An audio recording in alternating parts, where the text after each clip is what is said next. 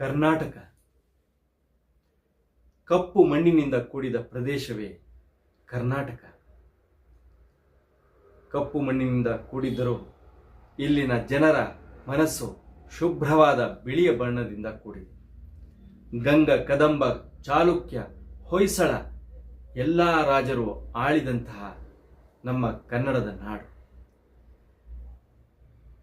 ಕೃಷ್ಣೆಯಿಂದ ಗೋದಾವರಿಯವರೆಗೂ ಹರಡಿದ್ದ ನಮ್ಮ ಕನ್ನಡದ ಸಾಮ್ರಾಜ್ಯ. ಕೃಷ್ಣದೇವರಾಯನ ಕಾಲದಲ್ಲಿ ಸ್ವರ್ಣಯುಗ ಎಂದೇ ಕರೆಯಲ್ಪಟ್ಟಂತಹ ನಮ್ಮ ಕರ್ನಾಟಕದ ಇತಿಹಾಸ, ಇವುಗಳನ್ನೆಲ್ಲ ಅಧ್ಯಯನ ಮಾಡ್ತಾ ಬಂದಾಗ ನಾವು ಇಲ್ಲಿ ಹುಟ್ಟಿ ಬೆಳೆದು ಈ ಕನ್ನಡದ ಮಣ್ಣಿನಲ್ಲಿ ನಾವು ಸೇವೆಯನ್ನು ಸಲ್ಲಿಸ್ತಾ ಇರೋದಕ್ಕೆ ಎಷ್ಟು ಸಂಭ್ರಮಿಸ್ತಾ ಇದ್ದೀವಿ, ಎಷ್ಟು ಆನಂದ ಪಡ್ತಾ ಇದ್ದೀವಿ. ಇಮ್ಮಡಿ ಪುಲಿಕೇಶಿಯ ಕಾಲದಲ್ಲಿ ನರ್ಮದಾ ನದಿಯನ್ನ ದಾಟಿ ಹರ್ಷವರ್ಧನ ಬರದೇ ಇರೋ ರೀತಿಯಲ್ಲಿ ನಮ್ಮ ಕನ್ನಡದ ಭೂಮಿಯನ್ನ ರಕ್ಷಣೆ ಮಾಡಿದ. ಮಾತ್ರವಲ್ಲ, ಇಲ್ಲಿನ ಒಂದೊಂದು ಮಣ್ಣಿನ ಕಣವು ಕೂಡ ಇತಿಹಾಸವನ್ನ ನುಡಿತಾ ಇದೆ.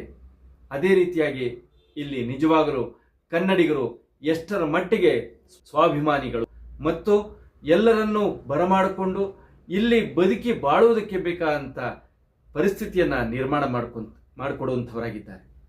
ಮಾತ್ರವಲ್ಲ, ಬೇರೆ ದೇಶಗಳಿಂದ ಕೂಡ ಇಲ್ಲಿಗೆ ಬಂದು ಇಲ್ಲಿನ ಸಂಪತ್ತುಗಳನ್ನು ದೋಚಿದ್ರೂ ಕೂಡ ಯಾವುದೇ ರೀತಿಯಲ್ಲೂ ಕೂಡ ಬಡತನಕ್ಕೆ ಸಿಲುಕದ ಕನ್ನಡದ ನಾಡು. ಇವತ್ತಿಗೂ ಕೂಡ ನಮ್ಮ ನಾಡಿನಲ್ಲಿ ಬೆಳೆದೇ ಇರುವಂಥ ಬೆಳೆ ಇದೆಯೇ.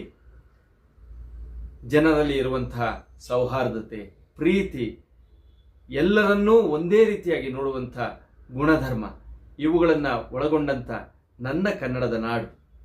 ಹೌದು, ಇವತ್ತು ಒಂದು ಶೋಚನೀಯವಾದ ಸ್ಥಿತಿ ಇದೆ. ಕನ್ನಡಕ್ಕೆ ಅಳಿವಾಗಿದೆ, ಉಳಿವು ಬೇಕು.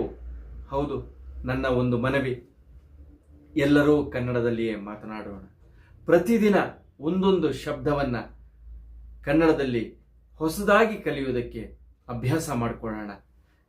ಕನ್ನಡವನ್ನು ಉಳಿಸೋಣ, ಬೆಳೆಸೋಣ ಅನ್ನೋದು ನನ್ನ ಆಸೆ. ಬಹಳ ಮುಖ್ಯವಾದಂಥ ಒಂದು ವಿಚಾರ ಏನಂದರೆ, ಇಡೀ ಜಗತ್ತಿನಲ್ಲಿ ಬರೆದಂತೆ ಓದುವ ಒಂದೇ ಒಂದು ಭಾಷೆ ಅಂದರೆ ಅದು ಕನ್ನಡ ಮಾತ್ರ.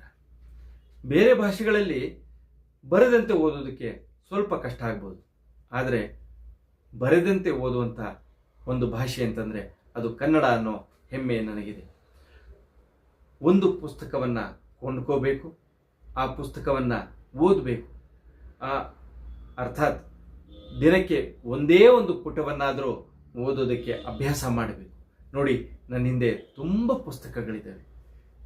ಇದರಲ್ಲಿ ರಾಮಾಯಣ, ಮಹಾಭಾರತ, ಮಂಕುತಿಮ್ಮನ ಕಗ್ಗ, ಕುವೆಂಪು ಅವರ ಅನೇಕ ಪುಸ್ತಕಗಳು, ಜ್ಞಾನಪೀಠ ಪ್ರಶಸ್ತಿಯನ್ನು ಪಡೆದಂಥ ನಮ್ಮ ಭಾಷೆ,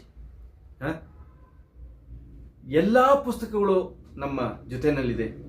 ಲಿಯೋ ಟಾಲ್ಸ್ಟಾಯ್ ಅವರು ಬರೆದಿರುವಂಥ ಅನ್ನ ಕರೇನಿನ ಅನ್ನೋ ಪುಸ್ತಕ ಕೂಡ ಇಲ್ಲಿ ಇರುವಂಥದ್ದನ್ನು ನಾನು ನೋಡ್ತಾ ಇದ್ದೀನಿ.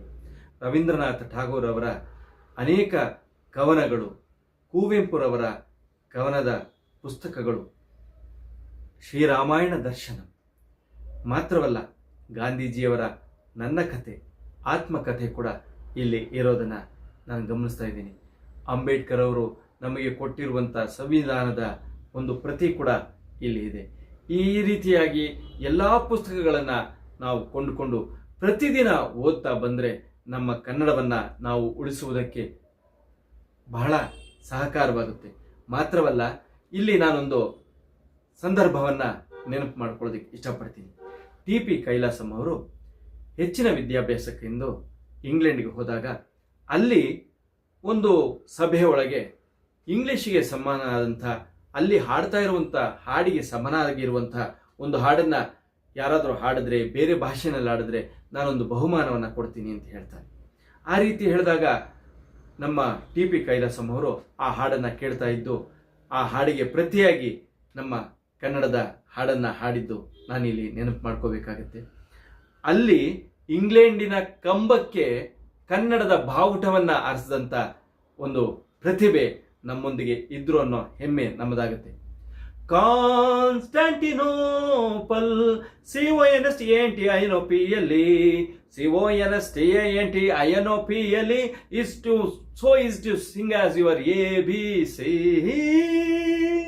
ನಾನು ಕೋಳಿಕೆ ರಂಗ ಕೋನುಳೀನು ಕೇನುರಾನು ಸೊನ್ನೆಗ ಕಕೋತ್ವಳಿ ಕಕೆತ್ವರ ಸೊನ್ನೆಯೂನುಗ ನಮ್ ತಿಪ್ಪರಳ್ಳಿ ಬೋರ್ನ ಅಣ್ಣನ್ ತಮ್ಮನ್ ದೊಡ್ಡ ಮಗ ಇದನ್ನ ಹಾಡಕ್ ಬರ್ದೆ ಬಾಯ್ ಬಿಡಾನು ಬೆಪ್ ನನ್ ಮಗ. ಕನ್ನಡವನ್ನ ಕಲಿಯೋಣ, ಓದೋಣ, ಬೆಳೆಸೋಣ, ಉಳಿಸೋಣ. ಧನ್ಯೋಸ್ಮಿ.